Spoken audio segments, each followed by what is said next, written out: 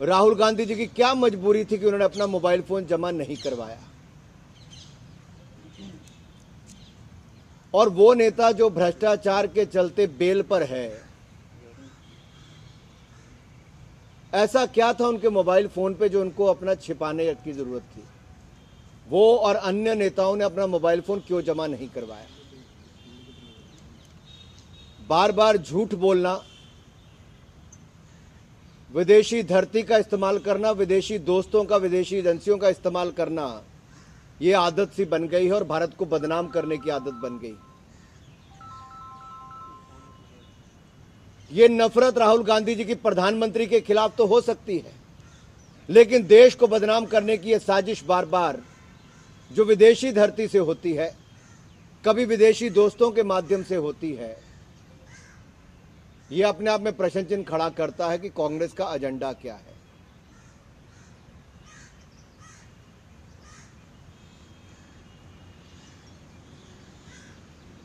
क्या संवैधानिक संस्थाओं में भी कांग्रेस का विश्वास खत्म हो गया है? क्या भारत के लोकतंत्र पर बार बार प्रश्न चिन्ह खड़ा करने का काम ये कांग्रेस करती रहेगी? आज एक बार फिर चुनावों में तो सुपड़ा साफ हुआ ही, दिवालियापन और भी नजर आया जब विदेशी धरती पर जाकर भारत को बदनाम करने का कोई कसर नहीं छोड़ी।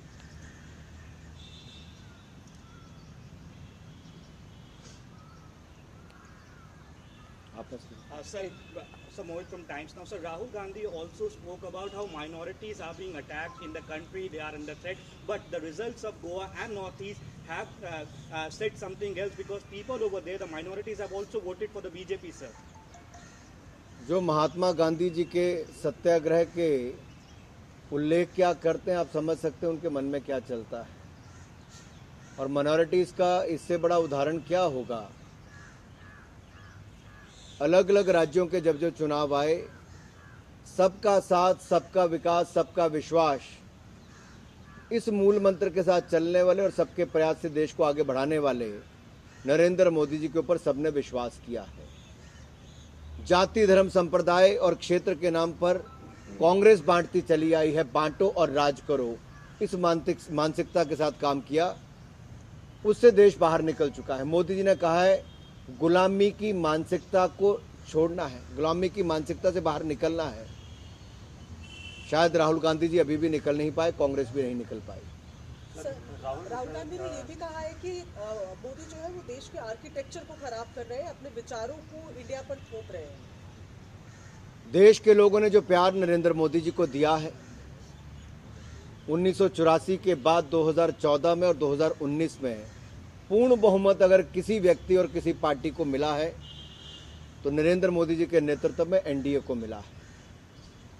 और लोकतंत्र में जनता के निर्णय, जनता का समर्थन, इससे बड़ा कुछ और नहीं होता। और वो बार बार नरेंद्र मोदी जी के पक्ष में आया है। सर, एक और चीज़ उन्होंने कहा कि भारत में सुनी वो है कि बेरोजगारी भारत में उतने रोजगार का अवसर नहीं पैदा किए जा रहे हैं जितना यहाँ के युवाओं को जरूरत है। आंकड़े बार बार बोलते हैं। अर्थव्यवस्था पर कल भी रायसीना डायलॉग में जो दुनिया भर के नेताओं ने, बुद्धिजीवियों ने, अर्थशास्त्रियों ने कहा कि भारत की अर्थव्यवस्था कोविड-19 पैंडेमिक से पहले भी सबसे तेजी के साथ आगे बढ़ रही थी। और कोविड-19 पैंडेमिक के समय जो भारत ने रिफॉर्म्स किए, जो कदम उठाए, जहां एक और भूखमरी से और महामारी से देश को बचाया, अर्थव्यवस्था भी भारत को और मजबूत करने का काम किया। दुनिया में सबसे तेजी से बढ़ने वाली अर्थव्यवस्था आज भारत है और 7% की ग्रोथ, ये अपने आप में बहुत कुछ कहती है मेजर इकोनॉमीज में कि भारत के बढ़ते कदम आज दुनिया उसको सराह रही है। आज दुनिया के अलग अलग पटल पर, दुनिया के अलग अलग कोनों में भी भारत के नेतृत्व को, नरेंद्र मोदी जी के काम की सराहना हो रही है और भारत की अर्थव्यवस्था पर लोग अपना विश्वास दिखा रहे हैं। रिकॉर्ड एफडीआई भारत में आ रही है और पीएलआई स्कीम्स के भी एक के बाद दूसरे का ये जो सफल होना, ये अपने आप में दिखाता है भारत की योजनाओं के बारे में। ये भी आरोप लगाया सर कि जुडिशियरी को भी और मीडिया को भी कंट्रोल किया जा रहा है। मीडिया के मित्र मेरे सामने बैठे हैं, ये आपको भी बदनाम करने की कोशिश और इसी तरह से मैंने पहले कहा कि संवैधानिक संस्थाओं में, चाहे जिसमें देश की जुडिशरी क्यों ना हो, उसको भी बदनाम करने में कांग्रेस और राहुल गांधी जी ने कोई कसर नहीं छोड़ी। इलेक्शन कमीशन हो, जुडिशरी हो, इन पे बार बार प्रहार करना एक आम आदत बन गई है और बाद में माफ़ी मांग के विदेश यात्रा पर जाना ये राहुल गांधी जी की पुरानी आदत है। देश में उनको सुनने के लिए कोई तैयार नहीं और विदेश में जाकर जहर उगलने का काम, लोकतंत्र को बदनाम करने का काम और भारत को बदनाम करने का काम राहुल गांधी जी कभी नहीं छोड़ते हैं। सर, राहुल गांधी ने ये भी कहा था कि प्राइम मिनिस्टर ये सोचते हैं कि जितनी माइनॉरिटीज है दूसरे दर्जे के नागरिक हैं। इसके बारे में आप किसी भी धर्म, जाति, संप्रदाय के व्यक्ति के लिए अगर आप मोदी सरकार की सभी योजनाओं को देखेंगे, अगर बैंक खाते सबसे ज़्यादा खुले तो यहाँ पर खुले, सबसे ज़्यादा मुफ्त अनाज का लाभ किसी को मिला, मुफ्त रसोई गैस के सिलेंडर का मिला, नए गैस सिलेंडर से लेके पानी से लेके पक्के मकान का।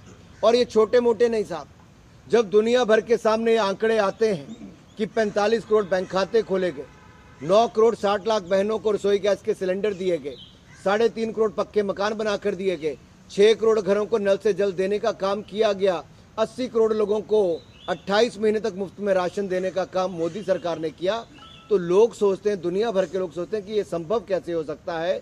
ये असंभव को संभव मोदी सरकार ने किया। लेकिन शायद ये कांग्रेस जो 70 साल में नहीं कर पाई, वो 7 साल में नरेंद्र मोदी जी की सरकार ने किया, तो इनको कभी ये विश्वास भी नहीं हुआ।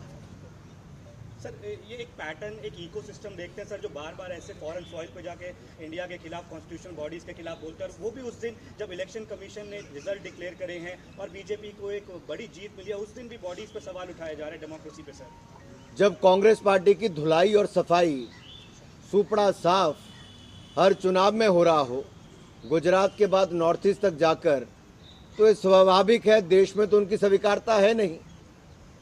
और जो बाहर लोगों को कुछ पता नहीं, उनके बीच में जाकर तो आप कुछ भी झूठ बोलेंगे और उनको ये पता नहीं राहुल गांधी जी भ्रष्टाचार के मामले में बेल पर हैं। और एक बार नहीं कई बार माफ़ी, कभी पार्लियामेंट, कभी कोर्ट्स में ये मांगने का काम उनका हो चुका है।